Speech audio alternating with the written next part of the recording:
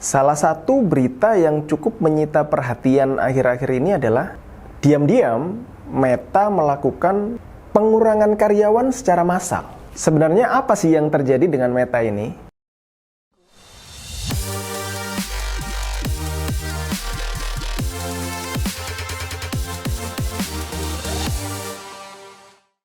Oke, balik lagi dengan saya Lukas Setiawan.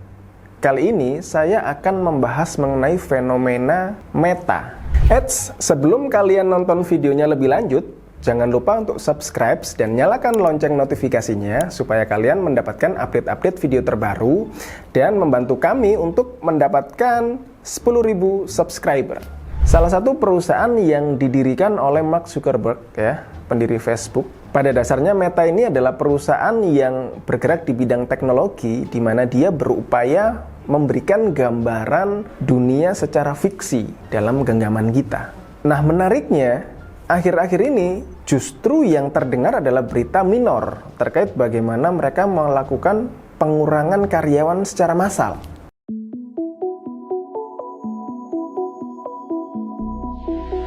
Dari data yang saya dapat, mereka melakukan pengurangan hingga 12.000 karyawan.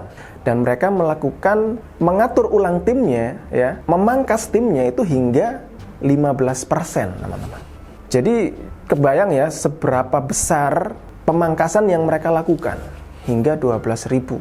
Belum lagi, dari berita yang saya dapat juga, mereka juga menghentikan perekrutan tenaga kerja. Artinya untuk saat ini mereka benar-benar dalam kondisi yang mengikat pinggang gitu ya, sebisa mungkin dipres dulu terkait biaya-biaya operasional yang timbul tentunya. Dan ini menjadi salah satu pemangkasan biaya yang terbesar sejak berdirinya Facebook di tahun 2004. Karena Mark Zuckerberg ini kan pendiri Facebook tahun 2004 dan baru kali ini dia melakukan pemangkasan yang benar-benar luar biasa besar.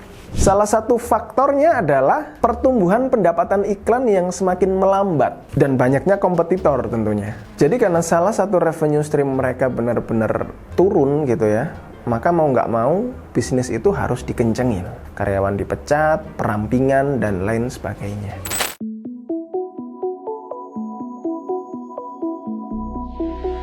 Maka apa dampaknya dari pemutusan hubungan kerja yang massal ini gitu? Apa dampaknya pengurangan karyawan yang dilakukan secara masif? Sebenarnya praktek ini pun juga berlaku gitu ya, dilakukan oleh beberapa perusahaan di Indonesia yang kita kenal ya, misalnya Shopee ya. Shopee juga melakukan pemutusan karyawan yang secara masif, Indosat ya, kemudian Line.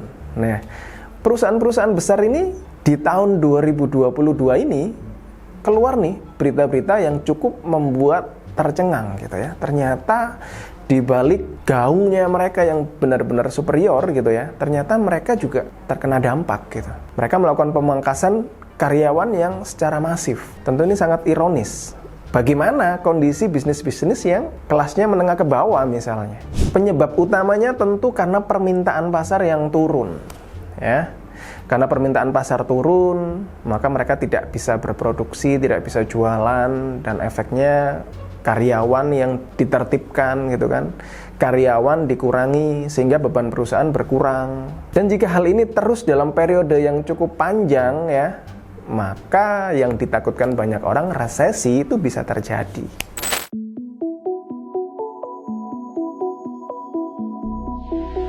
Maka bagaimana pelaku bisnis di Indonesia bisa mengantisipasi hal tersebut gitu?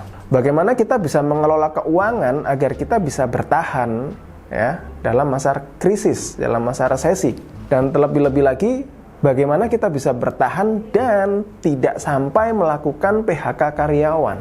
Sebelum mengambil langkah ekstrim dengan melakukan PHK karyawan, coba Anda, para pelaku bisnis, melihat dulu apa sih yang perlu diperbaiki dari internal perusahaan.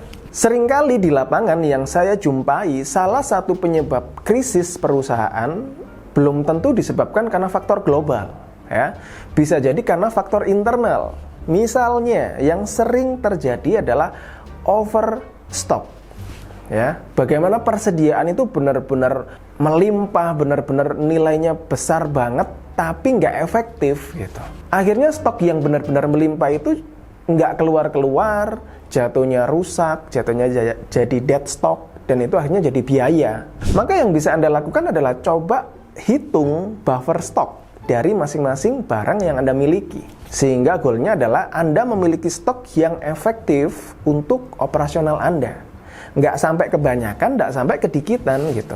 Berikutnya, setelah Anda evaluasi terkait persediaan, Anda juga wajib evaluasi terkait piutang.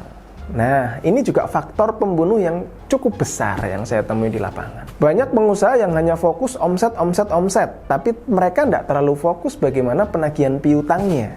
Ya, sehingga mereka bisa jualan, mereka bisa ngeluarin barang, tapi mereka nggak memperhatikan seberapa cepat ya penjualan itu menjadi duit di perusahaan. Karena selama dia jadi piutang, duit itu nggak pernah masuk dan itu jadi problem. Belum lagi jika ada bad debt tentunya ya, barang keluar dan duit itu nggak masuk, nggak terbayar, itu akan jadi kerugian yang jauh lebih besar. Maka yang harus Anda lakukan adalah coba buatkan termin untuk pelanggan Anda ya, baik itu termin value maupun termin terkait harinya ya. Termin value artinya jika pelanggan punya piutang sekian juta misalnya atau sekian ratus juta, maka kita nggak boleh jualan lagi. Dia harus bayar dulu baru kita bisa kasih barang lagi. Termin hari artinya jika piutang sudah melewati sekian puluh hari ya, 30 hari, 60 hari, maka kita stop jualan. Dia harus bayar dulu.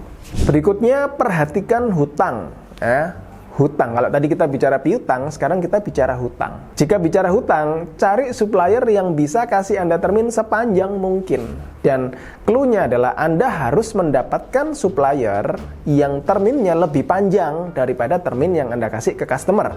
Berikutnya adalah Anda perlu kreatif mencari revenue stream baru ya. Anda harus adaptif dengan kondisi saat ini gitu ya. Bisnis makanan ya, dulu jual live langsung diproduksi ya, sekarang udah mulai banyak yang pakai frozen.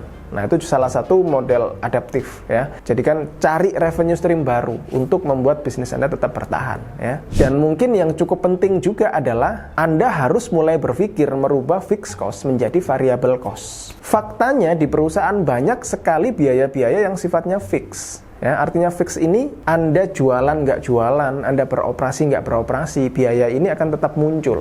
Misalnya biaya telepon kantor deh yang paling gampang ya. Biaya telepon kantor mau Anda pakai nggak Anda pakai, minimal Anda tetap harus bayar abonemennya. Itu tentu memberatkan perusahaan. Jadi model-model fixed cost seperti itulah yang Anda bisa kurangi, bahkan Anda bisa buang dan ubah ke variable cost.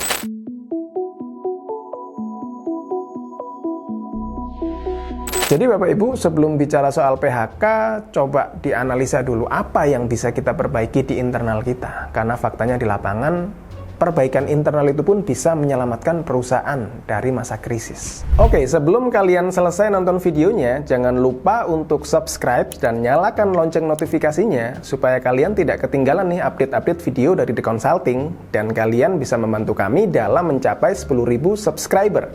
Semoga materi yang saya berikan, insight-insight yang saya jelaskan boleh memberikan Anda gambaran bagaimana Anda bisa bertahan di masa krisis yang mungkin akan terjadi ke depan.